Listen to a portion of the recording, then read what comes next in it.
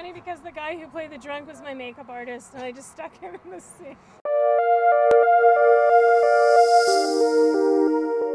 I'm really into show business, and I think like Visit from the Incubus is about show business in a way. It's about a woman who wants to go into show business, and then, you know, but it's also about internal, you know, female problems, like about sex, about a woman's first sexual experience, and about problems around rape and desire and things like that. So trying to combine that with ideas of fantasies about being on the stage and performance. I actually have had Incubus problems in my life, like all my life. So since starting from a child, I'd actually had dreams of like something on top of me pressing me down, and like, you know, animals and monsters and things constricting my breathing.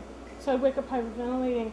And then I read about it later, that this is an actual thing in history called an incubus. I think it has to do with feeling a lack of power in the world, which is how I feel sometimes as a female. So the film actually came from that place of deep sorrow and tragedy, and then I made it funny. I think that's what makes it personal, because that is, it was important.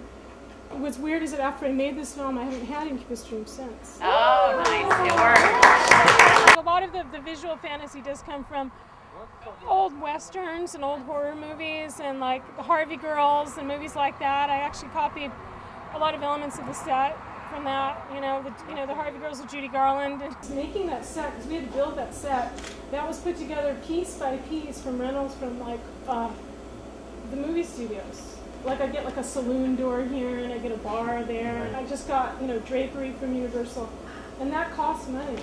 So that's a lot of the cost. I do create a lot of business for actors once they get on the set, you know, and a lot of dialogue. And sometimes I take extras and I give them lines and I give them things to do because they're great. Those cowboys, I never met any of them before that day. I cast them through their headshots. And then we got into the room and I looked at them. I'm like, okay, you take this line, you take that line, etc., like that. And I didn't have to give any of them any direction. Those lines came out like that the first time. Wow. Because they were in the spirit of the moment. And that thing where they lifted me up at the end, that wasn't even my idea. Those two like giant like Marlboro men. They were like, one of them was like, and on his resume was like oil rigger, you know, like, you know, these men were real like cowboys and they're workmen, you know. I don't know, and they acted on the side and they were like, let's lift her up in the air, and everybody, this whole show, yeah!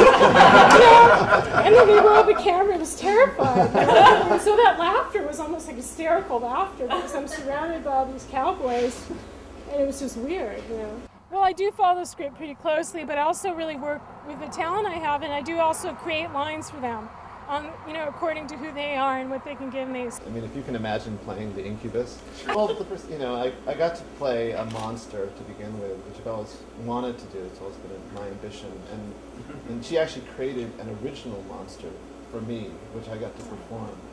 And also, I got to be a monster, and then I got to make a travesty of the monster. It was so great. What was really funny on that set too is how in real life the actors that were playing the cowboys had the same reaction to Jared on the set. They thought I was like a big theater queen. Yeah, it was just the conscience. They were so manly, you know.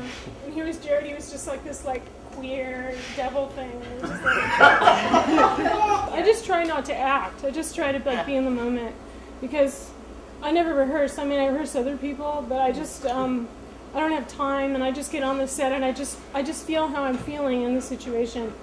So if you have good people that you're playing against and you've directed them strongly, then usually they'll give you enough feedback that your reaction will be natural.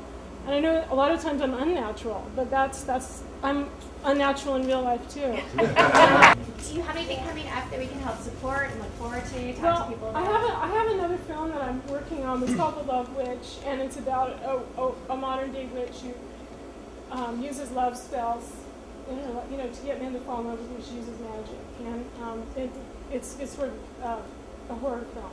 I love it. Yeah. Nice. That's awesome. Nice. Well, congratulations. We look forward to seeing what you have coming up next. And again, congratulations on your award. Thank you very much. Yeah, thank you.